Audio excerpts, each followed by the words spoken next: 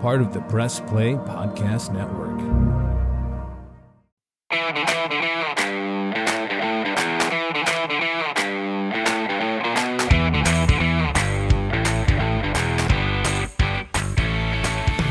And welcome to another Reg I and Rhoda podcast powered by MGM Northfield Park right here on the Press Play Podcast Network. As we always do when we start this baby, we give a shout out to our fantabulous producer, Ty Courts, making sure all of you out there in the podcast, the ever-growing podcatosphere, get us on a regular basis. So Ty Courts, thank you for what you do. And Michael Regai, when we last chatted, we were wondering, all right, would the Cavaliers still be playing, or would their season come to an end? If they'd still be playing, how many games did it take them to beat the Orlando Magic? Well, it took all 7 games, Michael Regai. It was a home court series. The home court team won all 7 games, and luckily for the Cavs, they had Game 7 today at Rocket Mortgage Fieldhouse, where they rallied from 18 points down in the second quarter to beat the Magic 106-94 to advance to the Eastern Conference semifinals. And Michael, that's an NBA Game 7 record. The most points down in a Game 7. They rally and come back and win, just like they did when they were down 3-1 in 2016 in the NBA Finals, setting records during the playoffs. So we'll give them a attaboy thumbs up for their resiliency, Ken. But, yeah. I'll tell you what, we'll get into it as we go along. But just so many things that had me banging my fist on the table today during that one, especially as you were saying, that beginning. Oh. And there's just We'll stay with what happened today. So we'll give them credit for their resiliency. I don't know that all you can go by is what you see, right? And how a series turns out. So I don't know that they're decidedly better than the Orlando Magic, whom they wanted to play, as we know. Right. They actually, as most can be, they virtually selected Orlando to be the team they play with the way they played the final game of the regular season. So, to me, to feel real good, I was looking for more of a decisive series win for the Cavaliers, but that became rather obvious after the 2 games in Orlando that tied the series at 2 apiece, that wasn't going to happen. So, Kenny, I'll give them credit for their resiliency. Donovan Mitchell was just enormous in Game 6 and Game 7, and that was enough to get the Cavaliers over the top. And so, again, I'll hold the other stuff until we start talking about what we see in the Boston series. But for today, resiliency, fought it because it wasn't a good start, as you said. So fought it, and Mitchell needed some help, and he got some help today from some of the bench, and it helped get them over the top. So a 7-game win against Orlando, Ken. Let's survive in advance. You move on and play another day. That's all great, but the Cavaliers are showing themselves. There's a lot of holes and a lot of warts there. Right. And so that's my feeling even after the Game 7 win.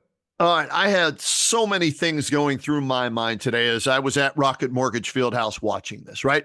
I was there early, Reg, to get a feel for the team, right? Watching Donovan Mitchell warm up, Darius Garland warm up, Evan Mobley warm up. Watching the game in the first half. They're down 18. Sam Merrill gets some minutes. Tip of the cap to JB Bickerstaff. I don't know, out of desperation, he puts him in there. Merrill hits a couple of threes. They cut that lead to 10 at halftime. And then, Reg, I've got to give them credit from this standpoint. Their season was on the line in the second half, right?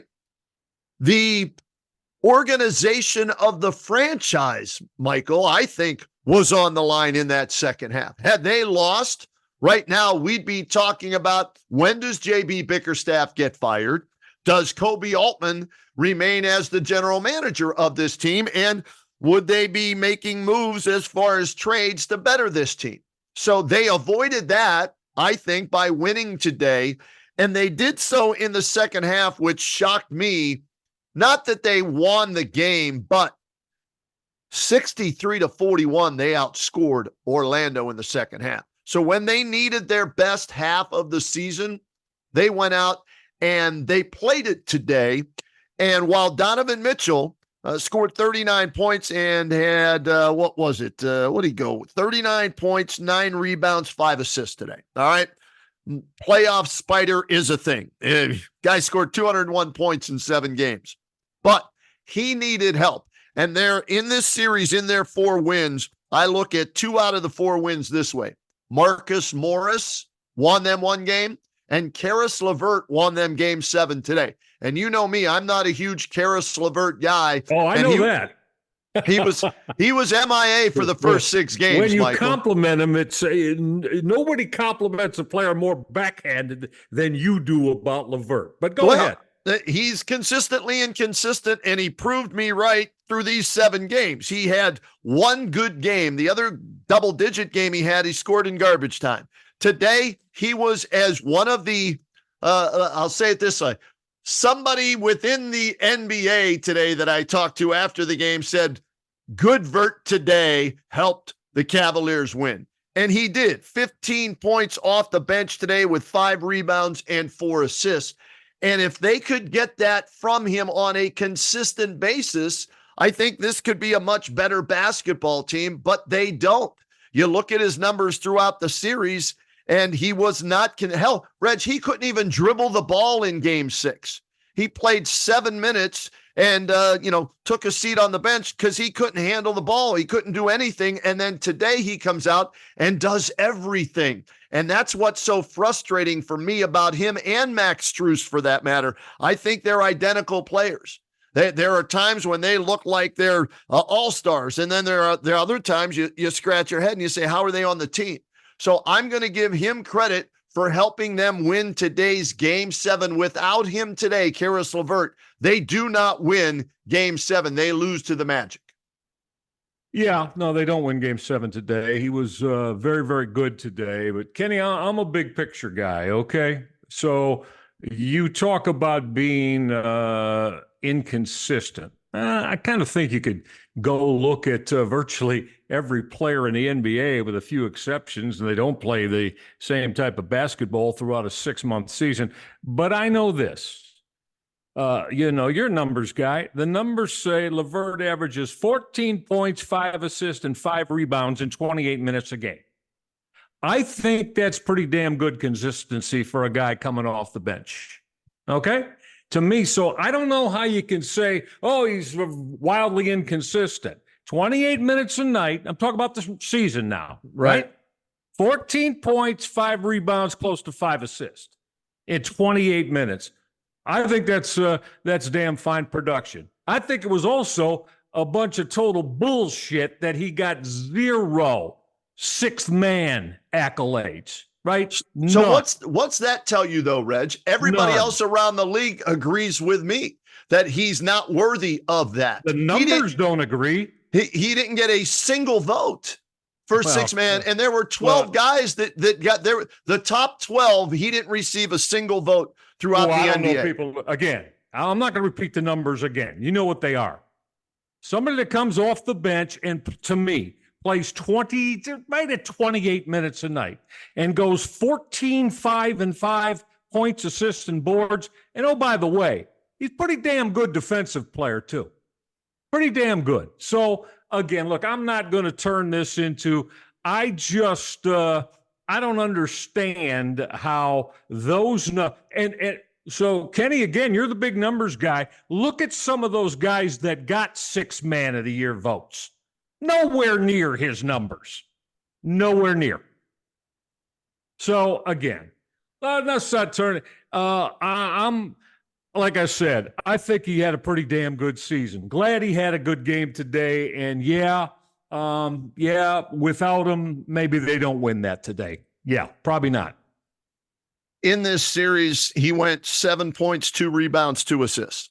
Those were his averages for this series for 7 games. That's right. That's right. That's half of what he normally does. And, the playoffs are where, good players or great players separate themselves, and you raise your numbers. You don't cut them in half. Now, I'll give you this. He said postgame, and I stayed for all the postgame stuff today. He said, I'm a rhythm player. I need minutes. And I will say that at times, maybe JB doesn't give him enough minutes. Okay. And maybe that leads to some of the inconsistencies that we see from him. 5 points, 8 points, 15 points. Then it was 5 points, 3 points, 1 point, 15 points. So double digits twice. Why did he only play 7 minutes in Game 6? It was awful. Reggie couldn't even dribble the basketball. Okay. Reggie turned it over 2 or 3 times in the short period of time he was in there. Is he not one of the top 5 players on your team, in your mind, in this team? Why are you not going to give him minutes? So he has a bad first 7 minutes. So to me, that's a JB Bickerstaff. I'm just with somebody. I would like to know what. Somebody asked Bickerstaff, why'd you only play Caris LeVert is one of the top 5 players on your basketball team. Why did he only play 7 minutes tonight? Now, somebody mentioned to me yesterday that he got a shoulder situation or something, got banged a little bit. I don't know. But nobody ever said that. Yeah. Nobody. And again, to me, 7 minutes? No, come on now. Today? No. Today, 29 minutes. So we got 29 minutes today. Well, that's what he delivered. Averaged 28 minutes a game through the course of the season. So that's about right. Now, and that is, as I'm looking at the game numbers for this series, let's see, 29 minutes. He hit 28 or more minutes 3 times, I think, in the series. So hopefully this is a jumping off point for him as far as confidence, along with, hey, Max Strus too. I talk about inconsistencies, 7-7, 4-7, 16, 10, 13. So the first 4 games he stunk. The last 3 games he played better. And they need him to play better if they're going to have a chance in this next series.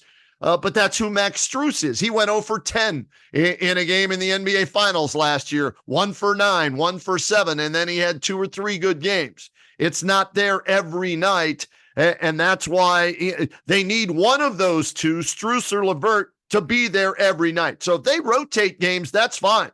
I'm okay with that. Give me Strus one night and give me LeVert the other night, getting you 15 or more. At least there's something there from one of your two, shooting guards or small forwards. So,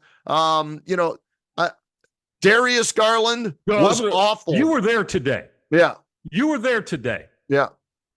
How awful was he? I know. Well, before everybody, I know. Good. He hit the huge 3. Right. Excellent in the fourth quarter. He was high schoolish awful. Yes. Until then, today. I tweeted out at one point in the game, he had twice as many fouls as points, 4-2. And he turned the ball over, jumped in the air to try and make a pass. Horrific, right? Then he does hit a 3, comes up with a big steal, hits some free throws. He finishes with 12. Here's what I'm hoping for LeVert, Strus, and Garland. That this second half, where they outscored the Magic 63-41, and those 3 guys, Garland, Strus, and LeVert, right, contributed at points in that second half. I'm hoping, again, that's going to spur them to have a resounding amount of confidence moving forward in this Boston game, that maybe they get that, what was Steve Young, getting that monkey off his back when he won a Super Bowl, right? Getting that pressure off their back of winning a series. First time they've won a playoff series without LeBron James since 1993, right? So they win a series. Now they go into Boston with house money, not expected to win. Let's see if the pressure has been released and they play easy and free with those guys in the backcourt, LeVert, Strus, and Garland, to hopefully help out Donovan Mitchell. Well, they're going to need those 3 and a whole bunch more, in my opinion. I know we'll get into it, but I mean, this is a whole different situation you're going into here. Let's not even remotely compare the Boston Celtics to anything that the Orlando Magic do. So it's the task is going to be a whole lot tougher.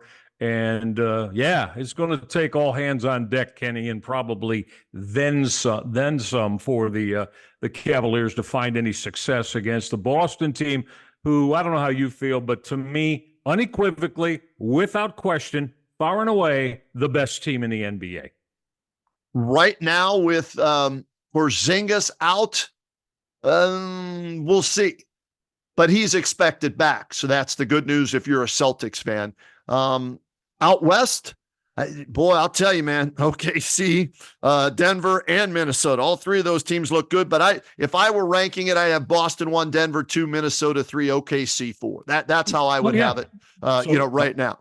So this is going to take from J.B. Bickerstaff and his coaching staff on down, the way I see it, I don't want to use I'm going to. A Herculean effort for them to beat Boston 4 times in 7 games. I think that's fair. I do. I'm not a huge JB Bickerstaff fan, okay?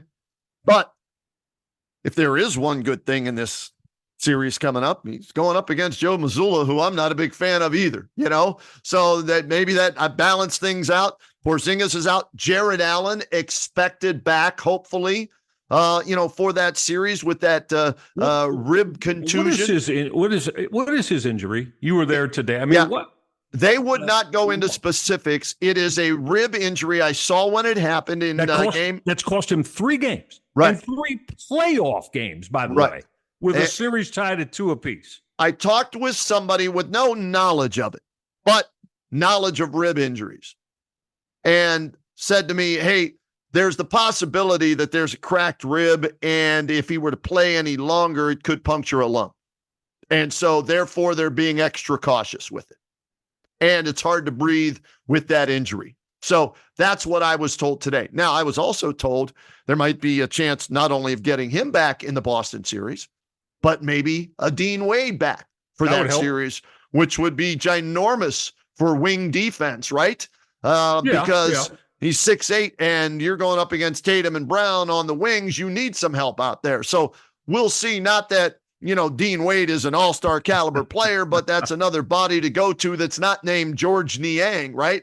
That's not good. Yeah. No, that's not good. Well, he didn't play in the second half today, did he? Or did he get in the game in the second half? No. Yeah. Well, and I give JB credit. JB looked at that and said, I can't play him anymore. Yeah, I can't play George Niang anymore. I'm with you 100% there. I agree. So Evan Mobley, give me your thoughts on what you saw from Mobley. He finishes the series, Reg, with these numbers, averages 12 points, 9 rebounds, 3 blocks a game. He scored in double figures 6 out of the 7 contests, and he played center the last 2 games without Jared Allen in the lineup. What'd you see out of Evan Mobley? With Evan, it's kind of a dual-edged sword, to be real honest with you, Kenny. Right now, he's doing a hell of a good job for you, contesting shots and protecting the rim, to the best of his capabilities, and getting the ball off the defensive glass, especially. Okay. He still, at times, infuriates me on the offensive end of the floor. Catch below the free throw line in the paint, and then either can't get a shot off because of his lack of strength, just physical strength, or gets caught up in the wash 4, 5, 6 feet away from the hoop and will kick, if not turn it over, kick the ball out to somebody. Yeah. Kenny, so again, double-edged sword with him. I love the effort the young man plays with. I especially love the job he's doing on the defensive end of the floor. But I'm sorry, with me, again, double-edged sword. Defensively, love what he's doing. Offensively, gotta be more, Kenny. There's got to be more. And this stuff about, what's this, his 3rd year in the league now? Yeah. So again, offensively, I need more Evan Mobley. I'm sorry. Okay. I need more. I was screaming the same things today at the arena. That way, it was so loud nobody could hear me. So I was screaming the same things you were. He had 6 turnovers today, Reg. 6 of them today. Now, counter that with 5 block shots, right? So it makes up for it a little bit, but there you go. Yeah. Defensive end of the floor, doing all kinds of good things. Offensive end of the floor, he looks lost sometimes, Ken. Yes, he does. Indecisive. Would you agree? 100%. Indecisive. And again, Evan, man, you're 6'11", man. You're 6'11". You get that basketball in the paint, you got to take it to the rack, man. Strong. No argument for me, man. That falling away shit that he does, that drives me nuts. Attack the rim, try and dunk everything. You're 6'11". Try and dunk everything. Break somebody's hand in the rim if you have to. Absolutely. I don't care, right? Yeah. But defensively, like you said, hey, he had 5 blocks today, 19 in the series. Here's the stat they don't keep. You know how in hockey they keep 2 assists, right? The main assist and then that second assist. 2 guys get assists. Well, I wish they would keep track of an actual statistic of changed shots. Yeah. He had 5 blocks and he changed at least 5 more today. And how about this? And this kid was flapping his gums all damn series long. And kudos to Max Strus and Evan Mobley today as Franz Wagner went 1 of 15 from the field today. Well, they shut his ass down. He was 0 of 5 from 3-point range.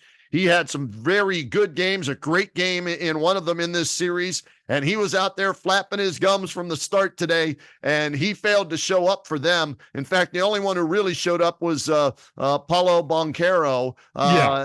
Everybody else was a no-show for the Magic today. You combine him, I think Jalen Suggs, and there's another one, Ken, that combine. You look it up for me if you got the box score. Right. 3 of their starters combined to go 4 for 29 today. Yeah. So I'm going to not name Paolo Banchero. So I'm going to give, again, the Cavaliers defense. There were factions of the game today, Kenny. I felt it looked like a lot of the nights we saw in the regular season. Cavaliers defense had a lot to do with that.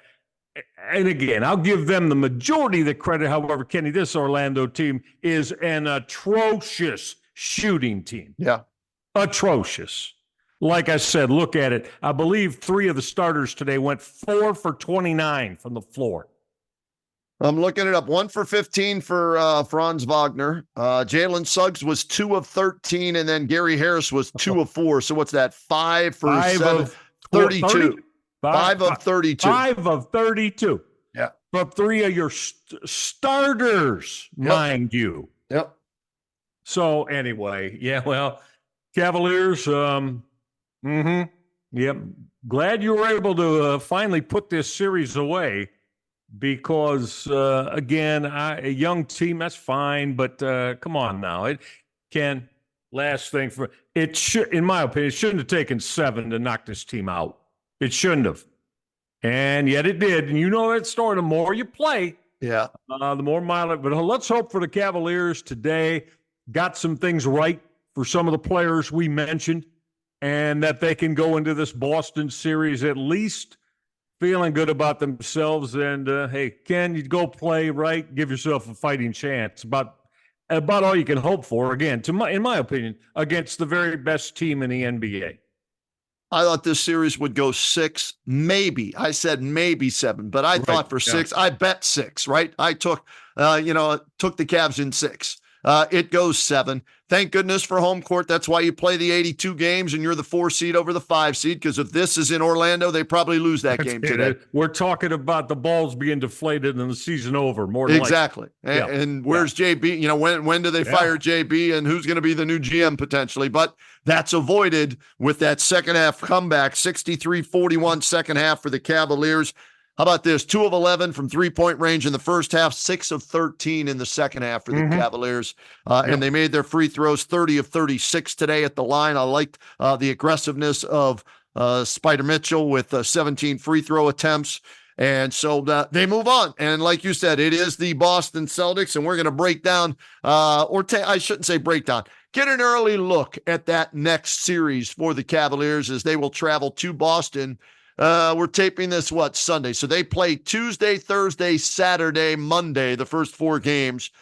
Tuesday, Thursday in Boston, and then Saturday, Monday back in Cleveland. We're going to take a look at that. But before we get to this break, Reg, big shout out to Newark Auto Body. If you've been in an accident and your car needs a little TLC, look no further than Newark Auto Body and Zanesville Auto Body. Safe, reliable collision repairs. That's their business. That's what they do. They're good at it. And you know what? This is the other great thing about it. They are a local family-run and veteran-owned business serving Newark, Zanesville, and surrounding areas. And they work with all insurance providers to make your experience hassle-free. That's a huge plus right there. And if you ask around, you can find out about their special discounts that they have for U.S. military veterans. Visit them today online at autobodyofnewark.com or autobodyofzanesville.com, or you can just pick up the phone, give them a call, 740-899-4111. That's 740-899-4111, and tell them Red Guy and Rhoda sent you. What's up, everyone? I'm Holly Wetzel. And I'm Tybus Powell. And we are your hosts of The Orange is Oranger, a Cleveland Browns podcast on the Press Play Podcast Network. We give you all the dog pound coverage that you'll need to get you through the regular season, hopeful postseason, and I'd say off-season, Tybus, but is there really ever an off-season for this team?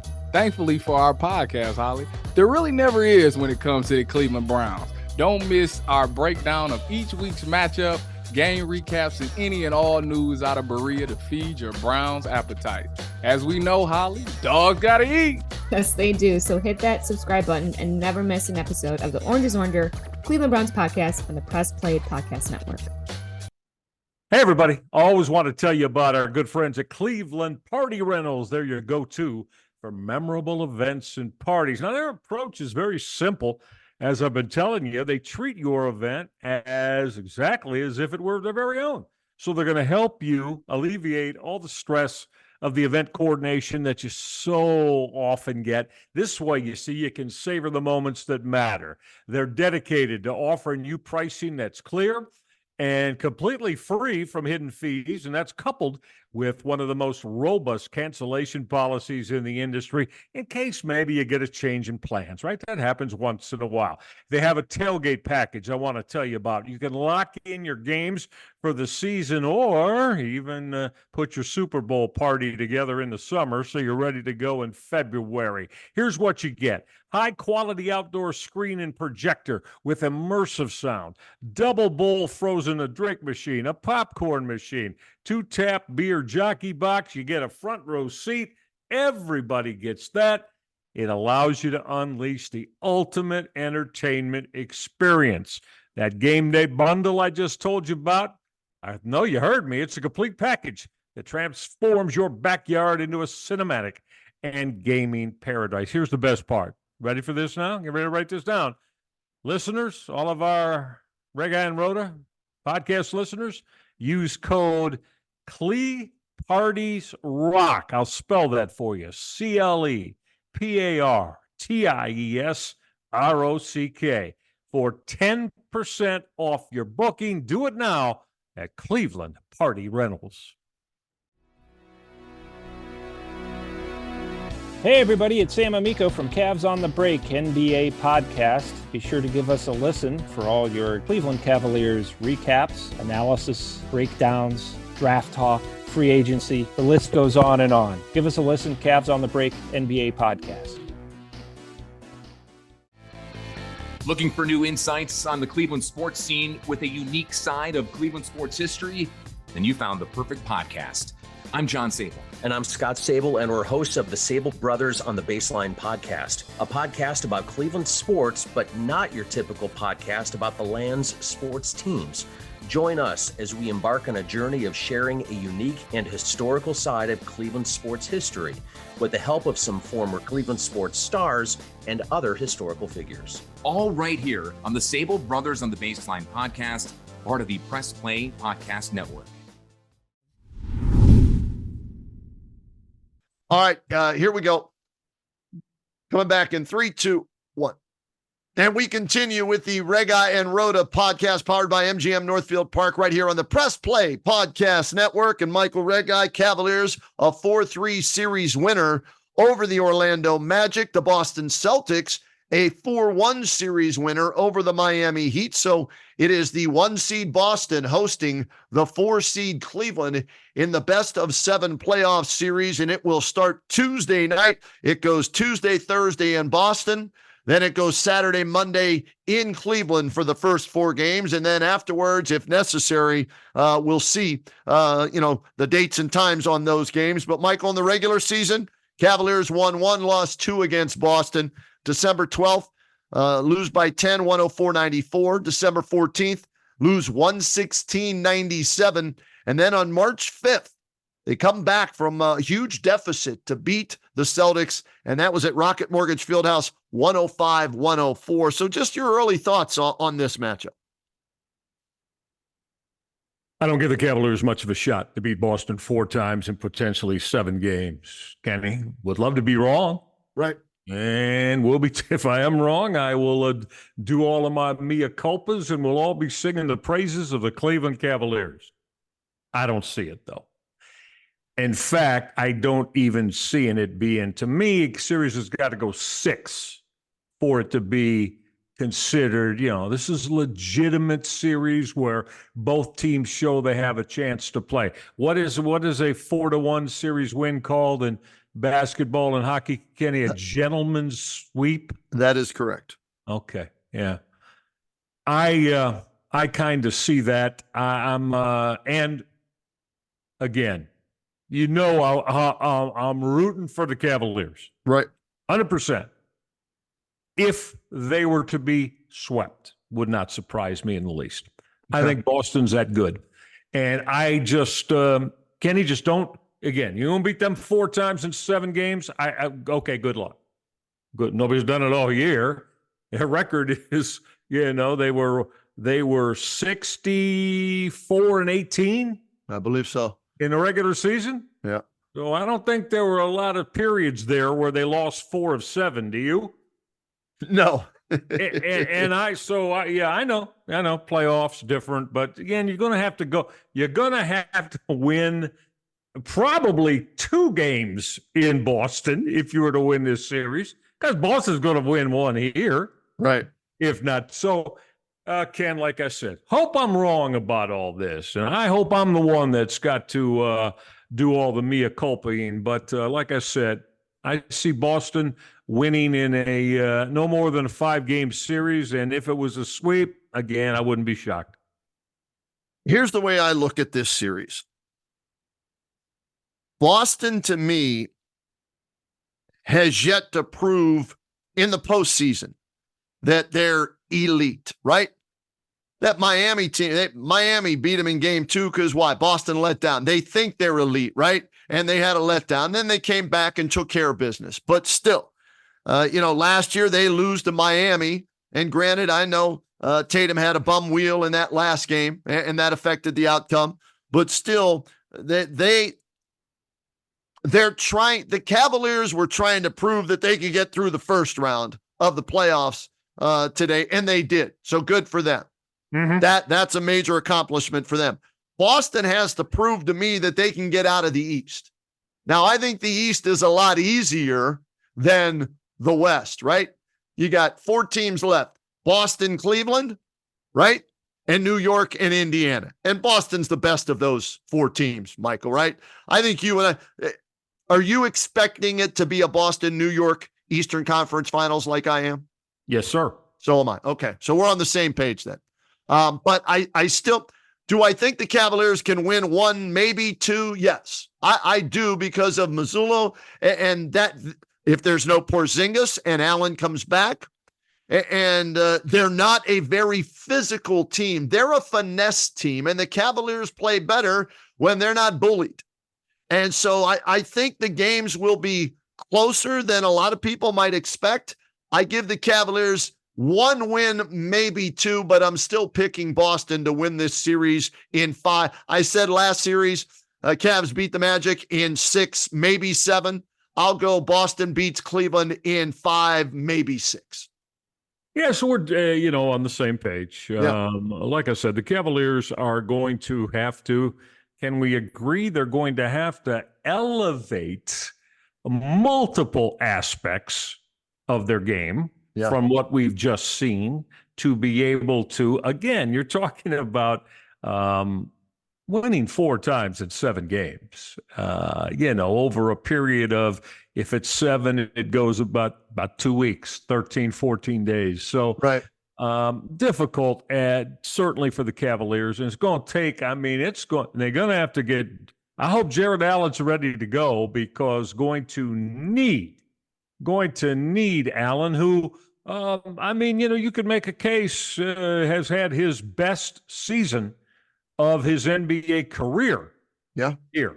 I thought he played very, very well this year for the Cavaliers. And so don't know where he's at. Hasn't played in the last 3 games in last 6 days. So, rib situation. Let's hope he can get the damn flak jacket on it like you do in football, Kenny, and get that damn thing taped and cushioned up. And come on, Jared Allen. Come on. You got to be able to give it a go.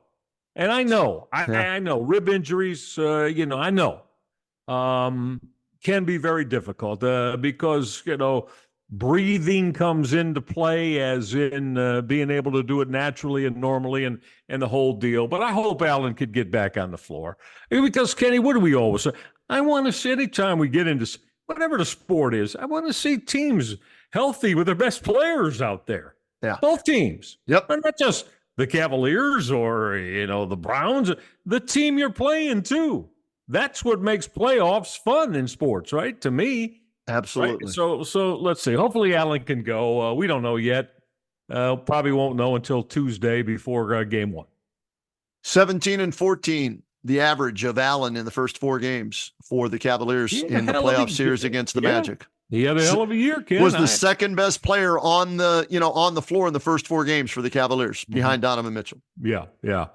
Well, there's no doubt about that. So, and again, we know, a little bit concerning, the Cavaliers with the ability, as we said, in the paint. And we know how guard dominated they are. We've talked about that ad nauseum, right? And that's what makes it a little bit scary. And again, look, I get it. Everybody's, there are going to be some bad games and some inconsistent performances here and there, right? But Kenny, first guard or dominated, and particularly the 2 starting guards who are 6'1" and maybe 6'2" at best. You can't have Darius Garland going 2 for 13 again from the floor. That just isn't going to cut it. Nope. And again, it's not that I hesitate. Darius Garland has had some very impressive performances for the Cavaliers this year.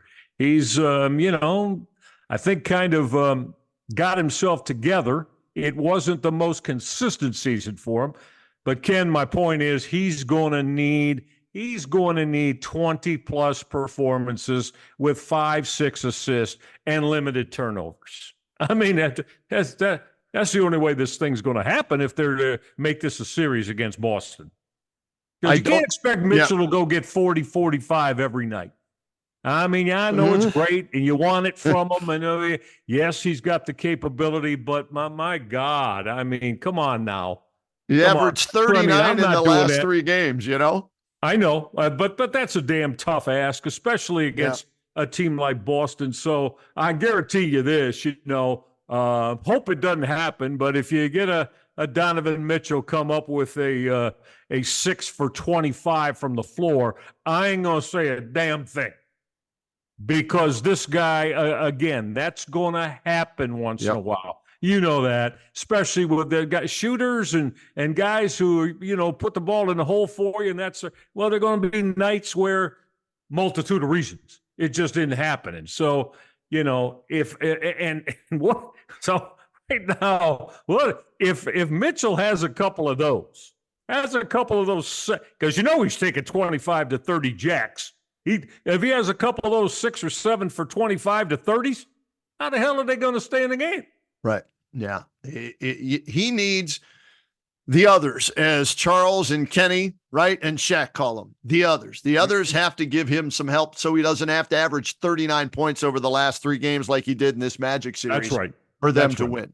Need to take some of the load off of him like they did today. So, we'll see where that's at. In the playoffs, Jaylen Brown's their leading scorer, 22.8.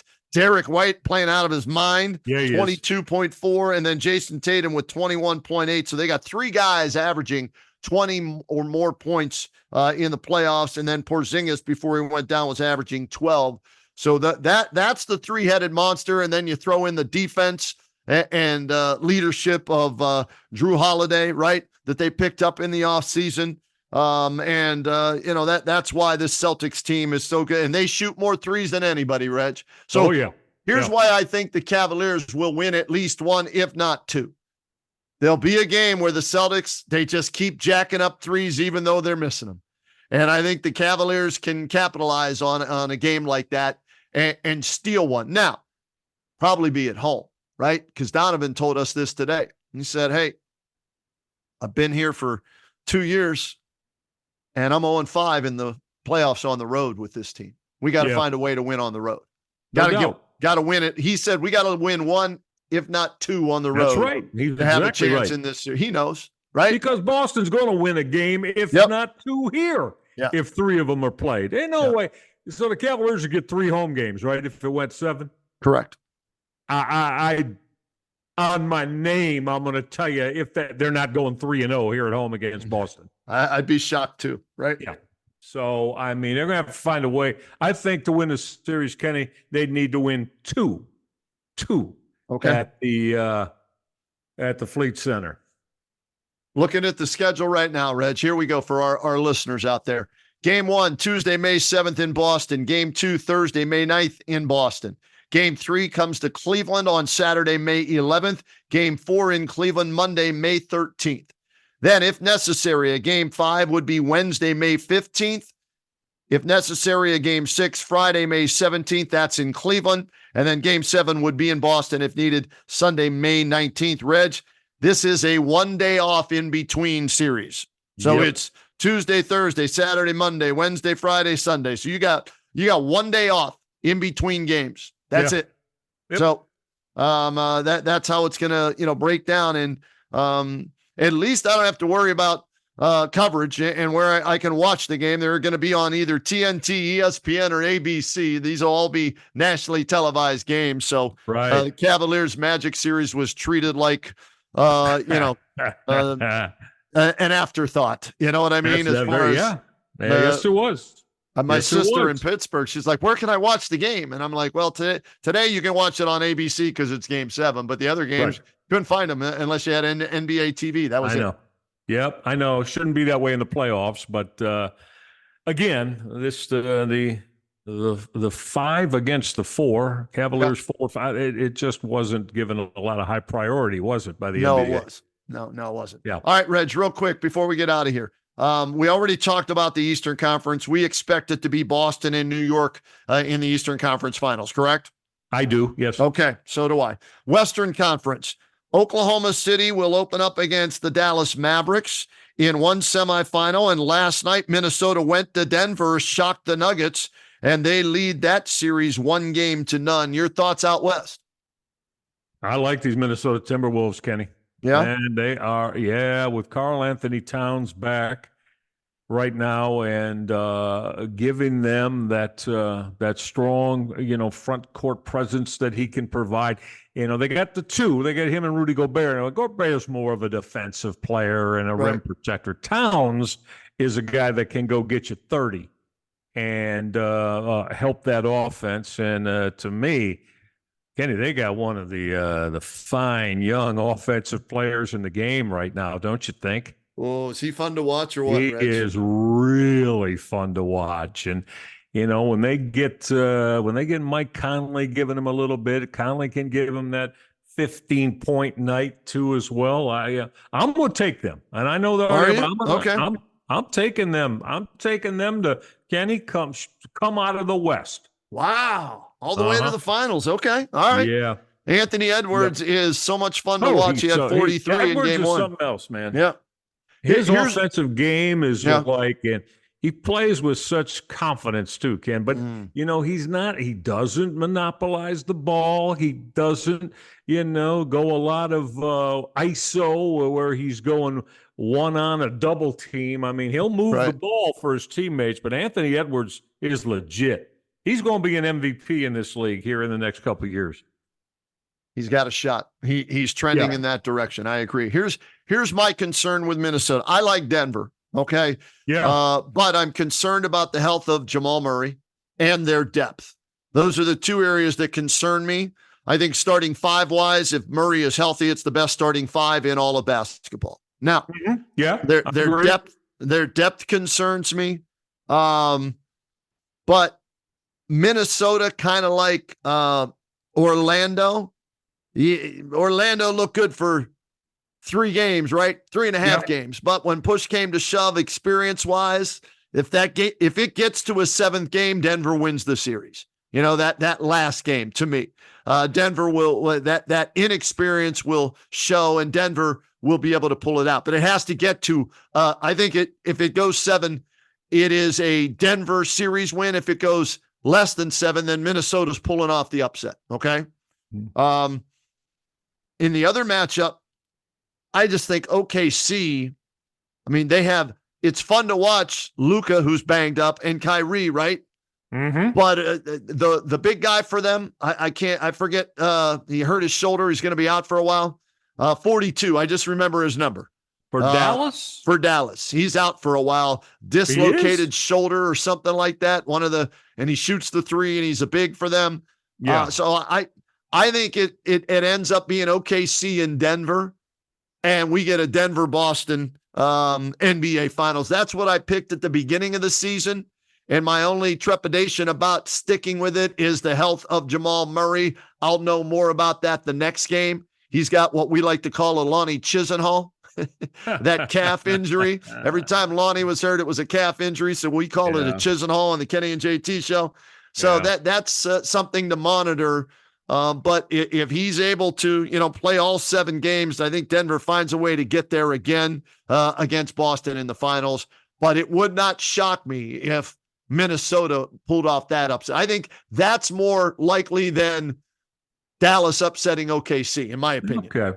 And Derek Lively, by the way, is a 7-foot big that you were referencing. No, it's another guy for Dallas. Doggone it. Not Lively? It's not Lively. Well, no, Lively's been playing the majority of the minutes, hasn't he? Yep, but and I'll find it here as I pull Dallas up here on You're here. not thinking of Maxi Klima, are you? Yes, Klima's out. Klima's out. Yes, he's out. Yeah. Okay. All right. Yeah. Klima's out. When did that came down today then, I guess, huh? Klima's out. Okay. Yeah. So Derek Lively will probably increase the minutes then for them. Yes. Yeah, I mean, I don't know. I'm gonna go. I'm gonna go Minnesota and Dallas. Okay. Minnesota and Dallas to play for the Western Conference trip to the NBA Finals. That'd be kind of fun. Couple of new squads. Yeah. Young, rising talent, right? Yeah. Shea Gilgeous. Sure. Well, think about this. You got Shea Gilgeous-Alexander.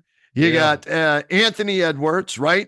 You look at what Jalen Brunson is now doing for the New York Knicks. Mm-hmm. And you had Paolo Banchero, who's going to be a beast, too. We haven't even spent any time talking about what he did this series, Reg. He's going to be a handful for teams in the future, man. I love his game. Love his game. No doubt. Unquestionably going to be one of the top 5 players in the NBA real soon. Yeah, so a lot of young talent coming through the NBA as the old guard going to be passing the baton. LeBron, KD, and the guys going to be dropping off to some of these young guys, and none brighter, I think, like you said, than Anthony Edwards. So I love watching Denver and the Joker play because it's team basketball. You know him, Mikey Malone does a great job with them, and they listen to him. But Anthony Edwards is just as fun to watch too. So it's the West. Those series are going to be a lot of fun to watch out West. Yeah, no question. Like I said, we'll hope the Cavaliers can turn this into something more than a a gentleman's sweep. Not many are giving them an opportunity to do that around the NBA culture, but we'll see. That's why the month of May and into June is a lot of fun in the league. Absolutely. All right, Reg, this was fun as always. We'll do it again next week. Let's see. I'm looking at that schedule. So the next time we get together, because we usually tape on a Sunday night, we'll have 3 games in the books between the Cavaliers and the Boston Celtics. Yeah, so it should give us a pretty good idea, what the hell's going on in terms of how the Cavaliers are trying to deal with this, the multiple strengths, right, of the Boston Celtics. So 3 games in the books, one of them will be at home. So, yeah, Kenny, we'll be able to, again, give our assessments through 3 when we get together next week. And we promise sometime soon, Guardians fans, to talk some Guardians baseball about your first place baseball team in Cleveland at 22-12 after a win against the Angels today, as Jose went yard and Josh Naylor went yard. 6 for Jose, 8 for Naylor. So that's coming up here in the not too distant future, Reg. We'll do that. And when we start getting the Guardians, we'll get some baseball guests on too that can give us their thoughts and impressions of how Stephen Vogt is doing in his first year managing this baseball team. And record's nice, so we'll see if it can sustain and through a long 6-month baseball season. No question about it. All right, Reg, always fun. Thanks again to our producer, Ty Korch. Great job, as always, getting this all together for you out there in the podcatosphere. Thanks to all of our loyal listeners. Seriously, we appreciate them, Reg. I get people asking about you all the time when I'm out and about, and love that we're together doing the R&R podcast. So their loyalty means a lot to us, doesn't it? Absolutely, it does. We appreciate all of you and your listenership. Let your friends know, and so Kenny and I, we can get an idea how all of you feel about what we're doing here, as Kenny would say, in the podcatosphere.